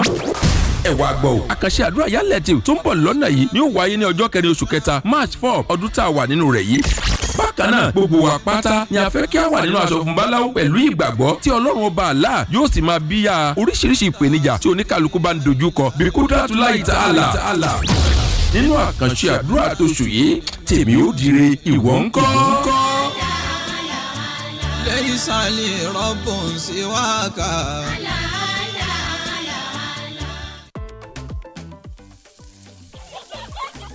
Every meal I cook must taste just right. Rich, delicious, full of love. We hear you. Your Maggie Star in double cubes, double the flavor, double the convenience. The same trusted taste you love. Maggie Star double cubes, made from fermented soya and other selected ingredients for that deep flavor and quality that only Maggie brings to your dishes. Absolutely delicious. Get Maggie double cubes today. Me and Maggie, so good together. Feel better about your life. 32 FM, 94.9, the antidote to depression. Safa Welcome back. The Podium on 32 FM 94.9. If you're just joining us, I've been discussing with Barrister 𝐃𝐈𝐒𝐿, member of the National Working Committee of the African Democratic Congress, ADC. Don't forget, you can join the conversation on Facebook, 32 FM 949 Fenya. You can also join via the studio lines as well, 0705 5000 949, 0809 7000 949, 0906 2000 949. That's if you have any questions or comments regarding what has been discussed so far. So, Mr. Kenneth, before we went on that break, you were making a point regarding the whether or not the executive order contravenes the provisions of the PIA. Yes. And let me just say, as a lawyer, the advice I would give to this government, in order not to set a bad precedent, they have the National Assembly in their hands. So they can easily amend the law. If they find that the executive order is inconsistent with the provision of the law, they can just simply use the instrumentality of the national and amend the law. Right. And once the law is amended, that's the end. Right. Okay, so let me go back to your party. There are people who are assessing your party and your readiness, But I support the idea of getting all our money into our accounts. Okay. I support it. Okay. Thank you for your clarity. All right. Let me quickly make a clarification before we go on. My learned friend may not have adverted his mind to the provision of Section 315 of the Constitution, particularly 315 subsection 2. Yes, I understand that section. An appropriate authority. Advert my mind. Go ahead. Yes, an appropriate authority to make such modifications in the text of any existing law as that appropriate authority considers necessary or expedient to bring that law into conformity with the provisions of the Constitution. And appropriate authority was defined in Section 315, subsection 4A, to mean the president in relation to the provisions of any law of the Federation. In other words, that the president has amending powers too. Okay, let me come in here. Yeah. The president does not have amending powers. That section he cited does not give the president amending powers. Constitution, Section 315. The meaning of that section is if there is a law that is wrong. No. Please read the section. We can go ahead and read. Perhaps before the end of the program. Okay. You can make your submission. Because what I know is that they are telling you if there is any modification that is needed to align the law correctly. I'm just saying it for a layman to understand. I'm not using the legal issues. So you can read out the law if you so wish. But what I want to point out is that the president does not have the power to amend any law. Right. He has. Good. Okay. No. The president has the power to make a law that is consistent. He is an appropriate authority. Let me read subsection 2 of that section to you. Yeah, no, read the appropriate authority means. Read what power that was given to him. That is okay. Let me read it. The first one you read the first, appropriate authority may, at any time, by order, like executive order, make such modifications in the text of any existing law as the appropriate authority considers necessary or expedient to bring that law into conformity with the provisions of this Constitution. And I cited 315 I said. Section 4A. You're talking about, I'm okay with what you are just saying. To bring such law in conformity Right. with the provision of the Constitution, not to make any new law. President, amongst others. Okay. Yes, not to make any new law or to amend any law, but to bring such law. In other words, I said it here, that the Constitution is supreme. Let's not turn it into a court argument. Okay. No. What I said the Constitution is supreme. Are and very, any very law that is explicit and clear. inconsistent with the provision of God is void. Right. So the president has the right to say this law is void. Okay. When the president modifies Okay. the text of let's not go an into existing it, law, my take is that the it president does not have amounts any right to to amend amending any law. it. Okay. I know I'm not the learned one here. I'm not the learned one. Let me come in here. Yes, I'm not the learned one, but Yeah. I really cannot. Yes. Okay, go ahead. Okay, so Mr. Kenneth Okonkwo, you've clarified your position that you want to curb all this non-remittance of funds by all these agencies. It should go directly to the FAC account and to be shared, amongst the three tiers of government. That does not, like when I said the PIA needed to be amended. Yes. And I'm talking now as a trained business management graduate. Right. Good. That does not necessarily mean that the provision of that PIA is inconsistent with that of the Constitution. Right. Because the money deducted is to pay the agencies for the job that they did. Okay. Thank you for clarifying agents. that. There is no constitutional provision that prevents you from having an agent and paying him. So, Kenneth, the difference I is know that you are. before, Sorry, just give me a minute. Some people can say Just you give me a collect minute. all the money and pay the agents. No, Some people can say just give me a minute. you Give me a minute, pay all Kenneth. the agents, as in do all your expenses and return the net. You are a business owner. And you have employees. Account. So that's why I'm saying that the president, and this one is an advice, the best way is to amend the law. Right. To either say, sorry, the whole money has to pay in, and then the agency will not have to pay from the money that is budgeted to them. Will not have to pay their agents. Kenneth, what I am saying is an advice. Okay. Let's be clear. Let's be clear on something. Let me give you a very good example. Okay, thank you. Let me give you a very good example. You can only yes, I know. It's your opinion. Okay. Let me give you a very good example. Business-wise, when somebody offers any service to you, the person has to be paid. Right. But you can dispense of the person's services. Right. I am playing the devil's advocate here. Yes. Okay, Barrister. Very quickly, Barrister. Very quickly. Yes, I am not a supporter of the APC government. Yes. But I uphold the law. Let me give you a very good example. You have a business concern, and you have people who are working for you, and they make money for the company. Now, what they are saying is these workers can take their money directly from your earnings, even before it is reported to you, and then the leftover is left for the company. That is not good enough. And I am saying that the law allows the president to make an executive order, and that such executive order has capacity and capability of amending an existing law. It is the position of the Constitution. I didn't write it. Sorry, I disagree. That's not even what you read. No, you can read it again. In conformity, I will take you go section 315, subsection 2. I will take you go court to. You All say right. the president, if you want, then let me read it again. The appropriate authority may at any time, by order,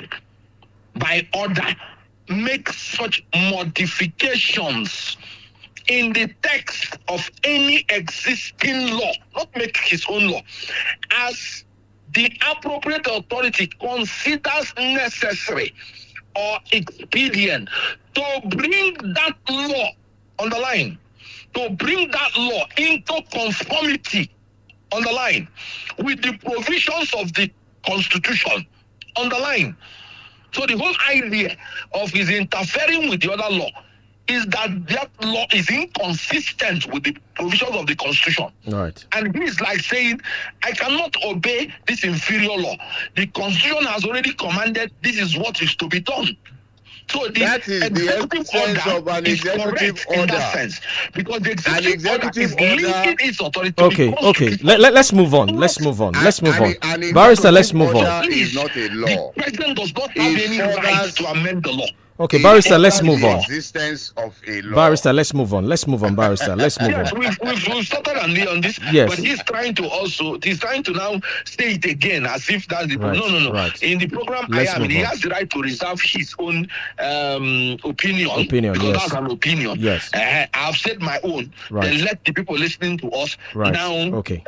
be the arbiter. But he Right. can't say that's the position of the law. Right. For him, that is what he believes is the position of the law. Right. I've read Right. the law. Right. This is my own opinion. Right. Let's move on. I mean, I'm not the No learned. need to argue about it. I'm not a learned. I'm not learned here. So, I mean, if we want to have this argument, we can take the whole day. But let's move on. So, let me go back to your party. Because of the election that was held last Saturday, it generated a lot of controversy, allegations of rigging here and there.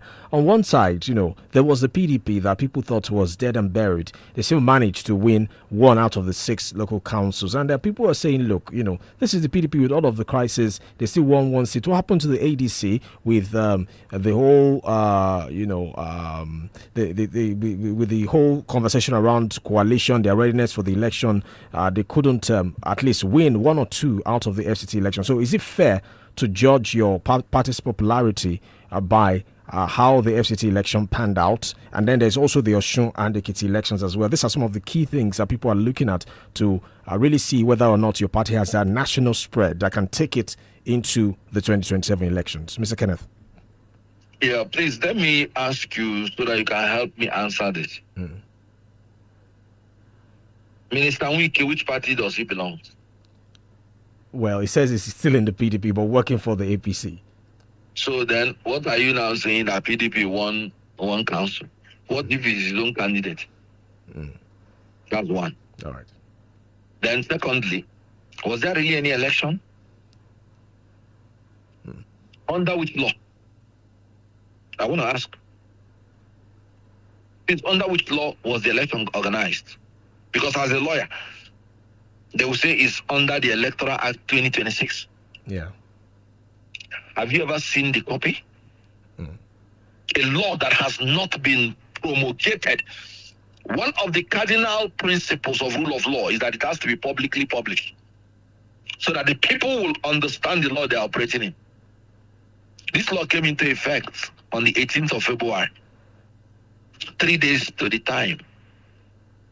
That should be around on Thursday. Yes. Or either on Thursday or on Wednesday. So there was no time for it to be published. Meanwhile, the international standard is about almost 6 months to the time. Municipal election in the federal capital territory is tangible enough for you to give people the opportunity to know the law that they are operating in. People do not even know all the amendments that are even in that law. And you rush to use it. Why did the president not wait for at least 3 days so that that election will be organized based on the Electoral Act 20, which people know? They rushed within 24 hours to sign into law a law that people have not known. It was not published. That's why I asked, was there really any election? Now, Wike ordered restriction of movement. I put all these things in my column. I write the back page column of the Sunday Sun every Sunday. If you read the one tomorrow, if it's published, then you will see all these arguments. Wike ordered restriction of movement almost 24 hours to the time. What I mean is a day to the time. From 8 p.m., you're restricting people who would have come from other places to the FCT to vote. You're restricting people from the rural areas to come to the city if that's where they register, very close to their workplace, to vote. Now, it was roaming about the polling unit, interfering with the election. One, he has no right to move when there is a restriction order. Don't move. Nobody is above the law. He is not concerned with the election whatsoever. One is not the INEC. He's not an elected person. 3, on election day, the law is that it is the INEC that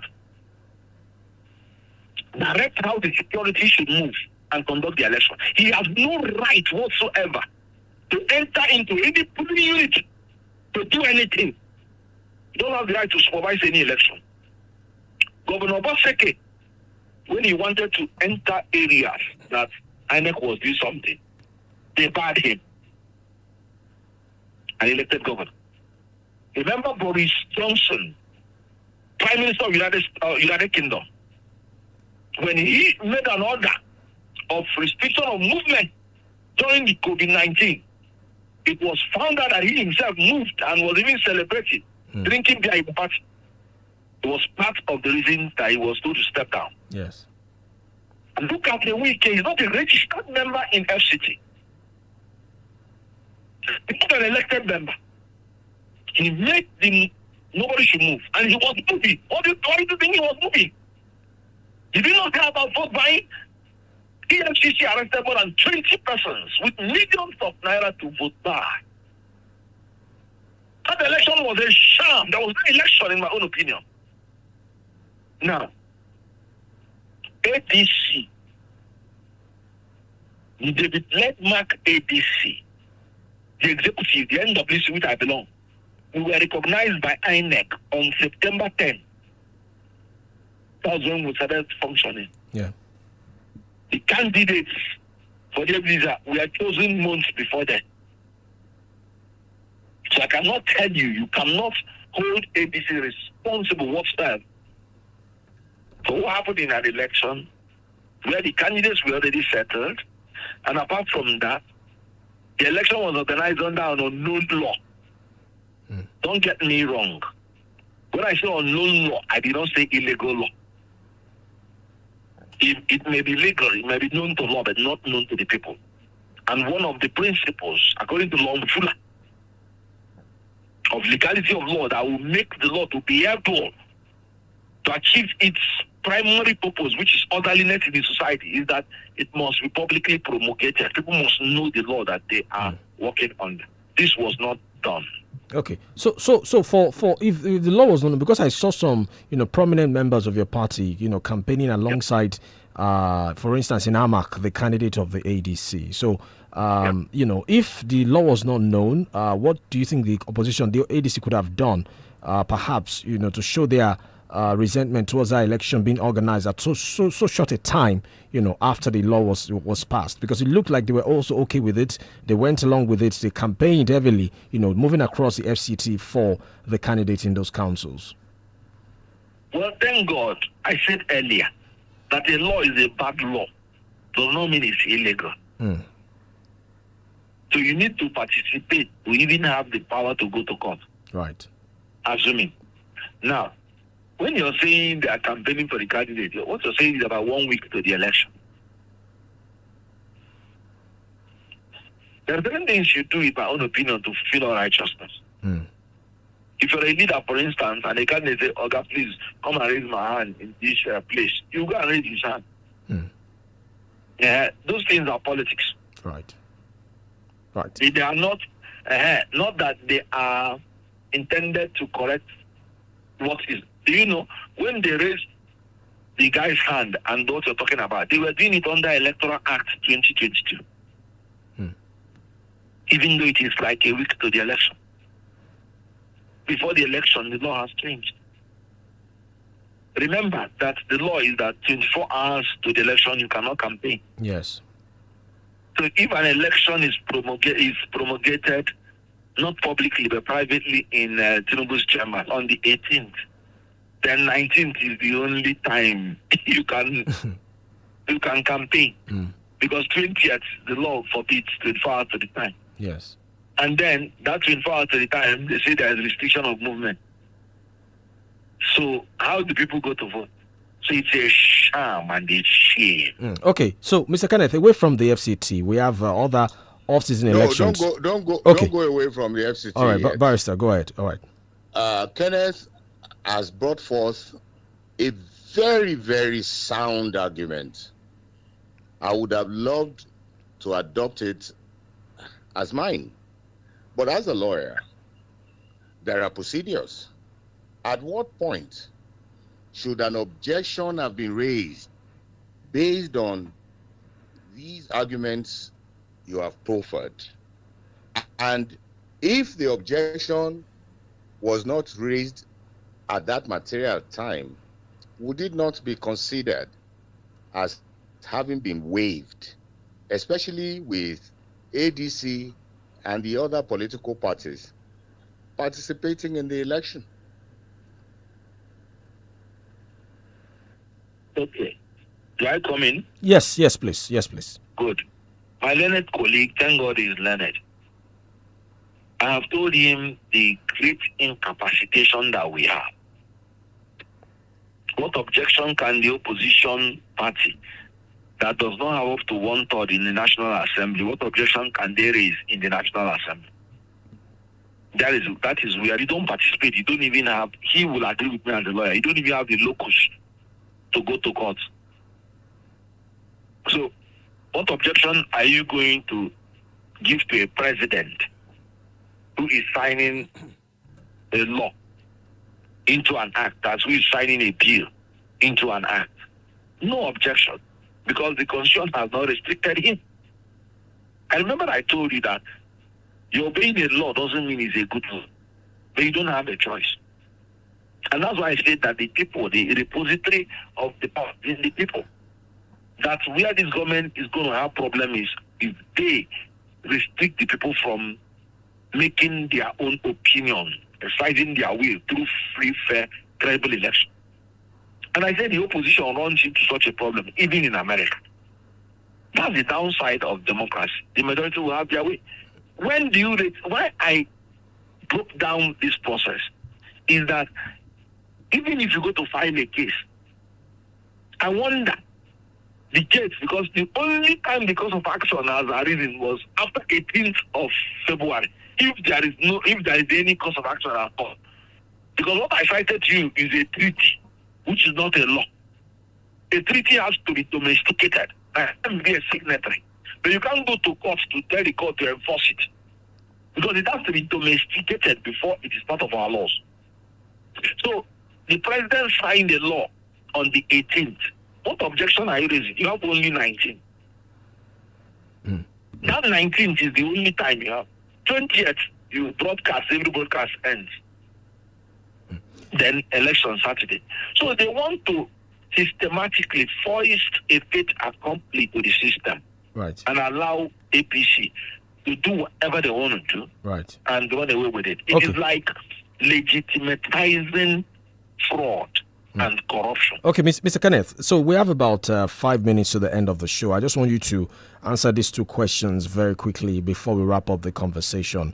The first one is, okay, the FCT has gone. We have about 3 months. They're about to Osun off-season election. That's also a key electoral exercise for electoral governing body INEC to see their performance before 2027. You're a national officer of the ADC. Can you tell us, whether or not your party is ready for that Osun election? Because it's one of the metrics as well that will be used to, assess your party's readiness before the big election year, Osun and Ekiti. That's one. Number two is the issue of zoning that has dominated our national discourse for many years. There are those on one side who are saying, look, whatever the ADC does, they have to factor in the issue of southern presidency or northern presidency. In fact, some southern candidates in the ADC are already saying they will serve 4 years, one term of 4 years, to complete the 8 years of the south before a northern candidate can be chosen by the ADC. So can you tell us if your party is also considering those dynamics, when deciding, the candidate to go for? So those two questions very quickly. We have about, 3 minutes now to the end. Unfortunately for you, there are two questions that cannot be answered quickly. Okay. But, let's give it our best shot. Let's give it our best shot. With the zoning issue. Yes.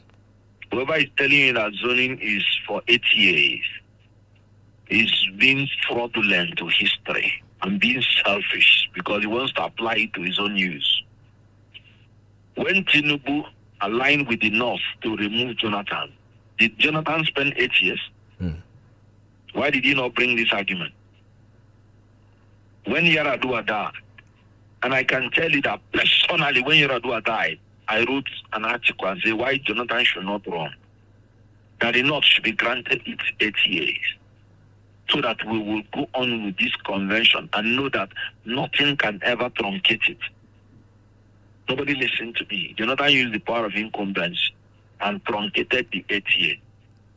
When Jonathan came in, I said, let us not correct a mistake with another mistake. Let us allow Jonathan to finish. I was not part of the people that brought Buhari to power.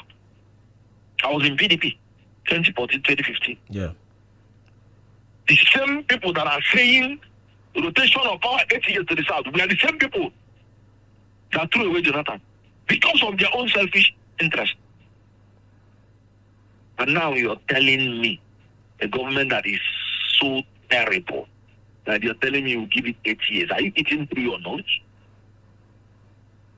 We have achieved rotation of power between North and South, and that's during 2023, which I fought. In 2027, any opposition party that is saying they are entering into zoning, they are lacking in political strategy.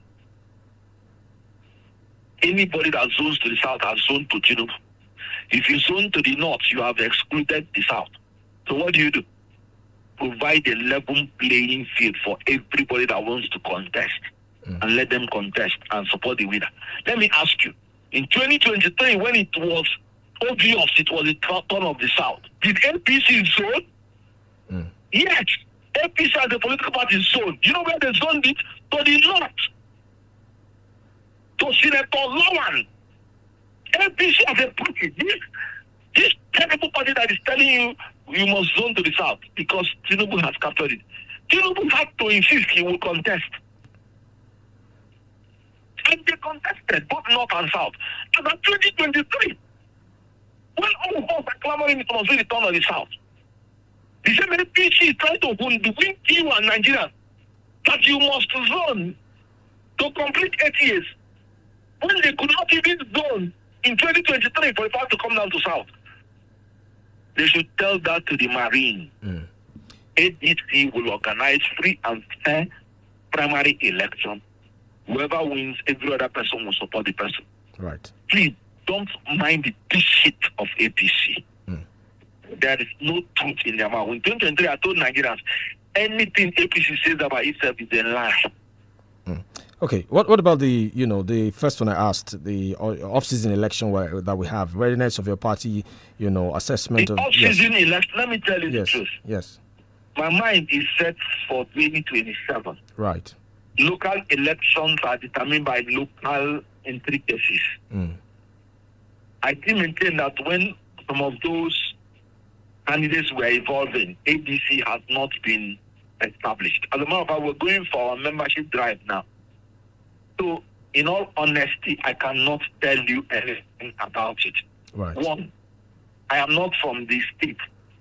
I cannot claim, even though I'm a member of NPC, that I am very versed with all the local intricacies that will help me to make the informed decision. Because I like to speak with impeccable belief in what I'm saying. Yeah. Talking like a politician, I'll tell you we will do well. But I'm talking like a politician. Talking like a politician, I'll tell you we will win. As in, because I like us to win. But I'm talking like a politician. But talking like a public affairs analyst and a man who loves the truth, I will tell you the honest truth is that I don't know. Right. I like your honesty, Mr. Kenneth Okonkwo. Thank you so much for being with us on the podium. It's been a very interesting and intriguing conversation with you, Mr. Kenneth. Barrister, as we wrap up with Mr. Kenneth. Let us make Kenneth laugh before he come out, so that he can reduce his stress. Is it the Yomi? Yes, it's the one. Your learned colleague. My learned colleague, absolutely. Brilliant for that matter. Yes. You know something, Ken? Yes, when the program was going on, I was hearing munching. And Ramadan and Lent period, now we day. Now my brother Ken, they munch like this. There is God, though. My brother. When you are passing out, when you are into this kind of powerful interview, yes. Even allow you, if you instead of fainting, to take something to sustain yourself, so that you don't faint. You can bear me witness. Yes, so yes. If Yes. I was munching as in serious eating, I won't be able to talk and continue for 2 hours. Thank you so It is much. that level that the Quran and the Prophet Yes. of Muhammad, peace be unto him. Yes. It is that level that he said I can use to sustain myself so that I don't faint. Right. Thank you so much, Mr. Kenneth Okonkwo, a member of the National Working Committee of the African Democratic Congress, ADC. Thank you, Barrister, our panelists. Thank you, Prof, for joining us earlier as well. Thank you for listening to the Podium. Don't forget to join us on Wednesday on the midweek edition of the Podium, and then next Saturday, 9 to 11. So Wednesday is 11 to 12, Saturday 9 to 11. My name is OLORUNTOBA YUSUF. Enjoy the rest of your Saturday morning. Bye for now.